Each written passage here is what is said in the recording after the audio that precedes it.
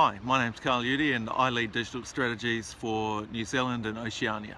And I'd like to talk with you a bit about what digital strategies is, why it's important, and what I'm looking at building a team for digital strategies for New Zealand and Oceania for. Now, there are three word pictures that I'm using to describe what I'm doing with digital strategies. The first word picture is roadworks. Now, roadworks exist because roads that used to serve a purpose are no longer serving that purpose. Now, if you think about that, it could be because of an airport or a stadium or a shopping centre, and because of that, roads that used to easily take people from A to B are no longer doing that. And so what needs to happen is that the road needs to be widened or maybe rerouted or turned into a one-way system. Now, 30 years ago, no organisation needed to think about digital. Now, no organisation can afford to ignore it.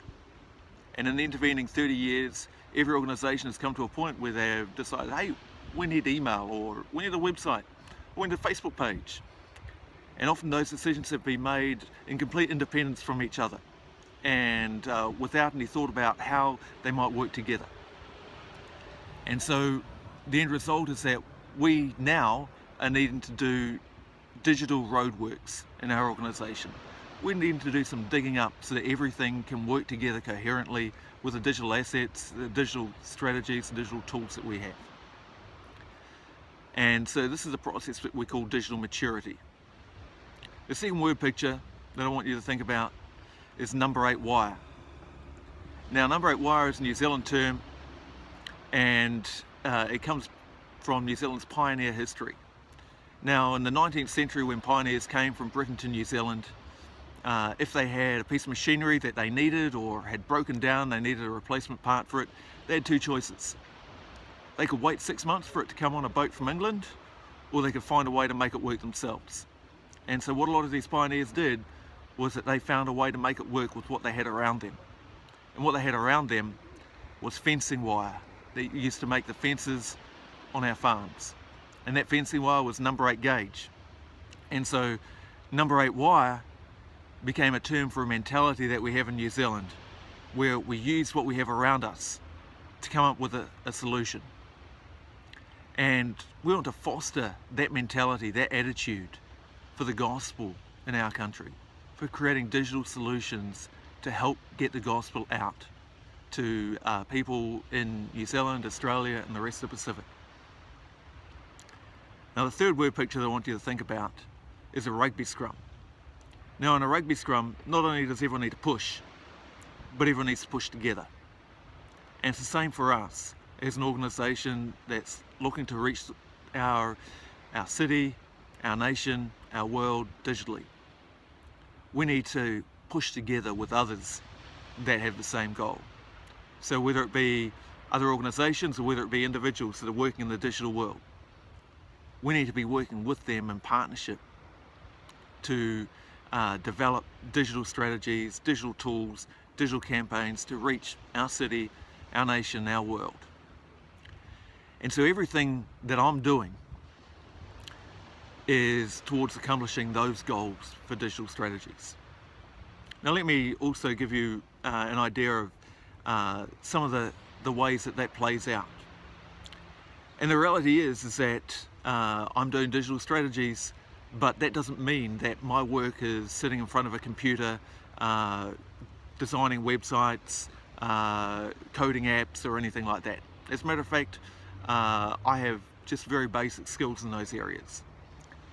Most of my work is actually coaching our ministry teams in helping develop digital strategies so that they can be more effective in their mission. Let me tell you how that works out in practice. Earlier this year, I met down with our campus ministry leaders to take a look at our website we had for our campus ministry.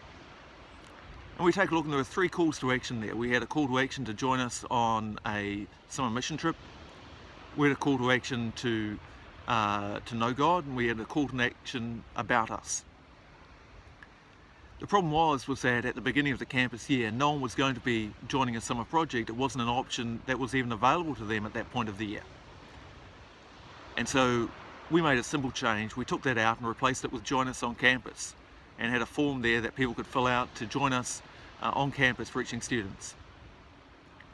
Over the next month we had 20 students fill out that form and sign up to join us on campus. Students from several of our different campuses around the country. These were students that otherwise wouldn't have got involved with us, with our ministry on campus. And they were able to because we had developed a digital pathway for them. One of the other pathways that we developed was a pathway to help the students join us in conference. And so as the time moved on the year, away from the time when we were looking at recruiting students to join us on campus towards when we were recruiting them to come to conference, we changed that call to action to come to conference. And we set up everything so that students could join us at the conference. Now there was one student, his name is Mu, he's originally from Cambodia, who was at a campus where we currently don't have a movement. And he was feeling a bit down about his spiritual life. And he was searching, typed in a Google search, Christian life student, and the first page that came up, top of the list, was the website for our campus ministry. And so he had looked there, he saw that we had a conference on, he registered, paid the full amount straight away, and he turned up 2 days later. We now have a possibility of starting a movement on that campus because a student was able to find us online. Some of the other coaching that I do, an example, there is a student down in Wellington in a different city. I'm here in Auckland, and she's an animation student, and after I'd given a talk to the students there about digital strategies, she took things to heart and she called me a couple of weeks later out of the blue. She said that God had laid it on her heart to use her time and use her skills for a project for God's kingdom. And she asked if there was anything that she could do to help us in our ministry. And so I'm working with her, helping coach her through, develop some tools that can help us be more effective in sharing the gospel using her skills in animation. Another example of what I'm doing in coaching is helping to reach areas that currently aren't being reached. Throughout the Oceania region, the number one language that is spoken is English. The number two language that is spoken is Talk Pidgin, which is the common language over most of Papua New Guinea. Currently we have very few tools in Talk Pidgin, and we have no digital tools in Talk Pidgin. So I've been working to develop a Talk Pidgin translation for God tools so that people in Papua New Guinea can share the gospel in a language that most people, 80 to 85% of the people in Papua New Guinea, can understand on a smartphone. In the Pacific Islands, there are 6 countries that have degree granting universities. And currently we either have ministries or have plans and a timeline to start ministries in 5 of those countries. The 6th country is New Caledonia. And so I'm working with the leaders of the Pacific Islands region to develop a digital strategy that could help us surface someone who we could help build a spiritual movement around in New Caledonia. This is an ambitious task or campaign, something that we need a lot of prayer for, something that we may end up trying a few different ideas that don't work. But this is something that is important in helping us reach areas that we're currently not reaching.